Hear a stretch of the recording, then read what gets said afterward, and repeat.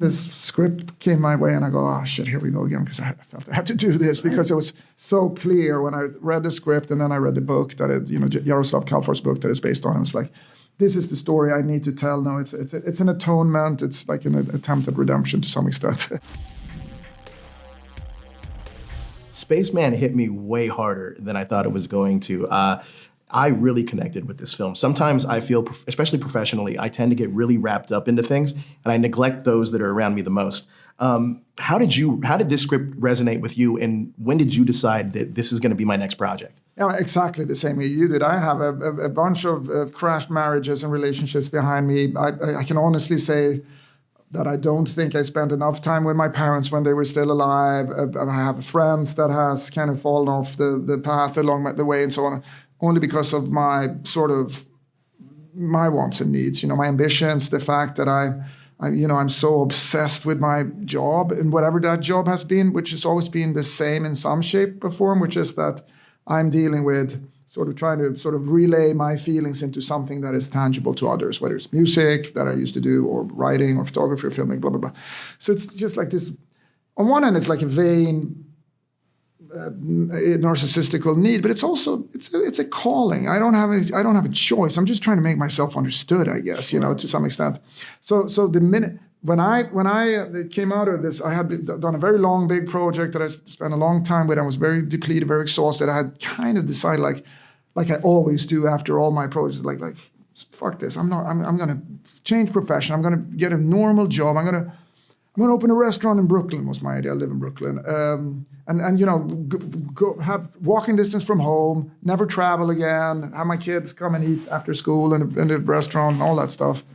And then this script came my way and I go, oh shit, here we go again, because I felt I had to do this because it was so clear when I read the script and then I read the book that it, Jaroslav Kalfar's book that it's based on. It was like, this is the story I need to tell. No, it's an atonement. It's like an attempt at redemption to some extent. I'm glad you told the story. Look, Adam Sandler isn't really known for these type of brooding roles, but he is brilliant in this film. How did you know that Adam Sandler was the perfect choice for Jakob? I think I didn't know. You can never know anything, but I had a very, very good feeling. I'm a big fan of his. I love his versatility. So he can be anything, all the way from like really stupid, dumb humor, all the way into like sophisticated, great humor, and everything in between, And then obviously, when he's playing more dramatic roles like in Punch Drunk Love or the Safdie Brothers movie and things like that, you see his technical skills, But what I felt was that to some extent that there is an opportunity to be had in the fact that a comedian, if you want somebody that everybody recognizes as really funny, if you just pull off the mask and take off the clown shoes and all that kind of stuff, I think you'll perceive that person as more vulnerable than if you do the same of somebody who's only doing very dramatic roles, Right. And I think we've seen that in Peter Sellers doing Being There, for instance, back in the days, or Jim Carrey in Eternal Sunshine is another good example of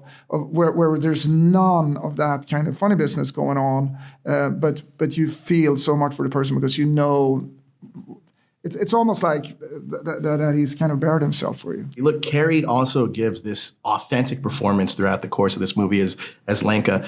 Can you talk to me about what she brought to the role beyond the page? I would say that Carrie is, apart from being an incredible human being, is the greatest actress of her generation, I think. I've never worked with anybody like her. She's so immaculate in what she's doing. She's so smart and understanding in terms of her character, what the performance entails, what she needs to do.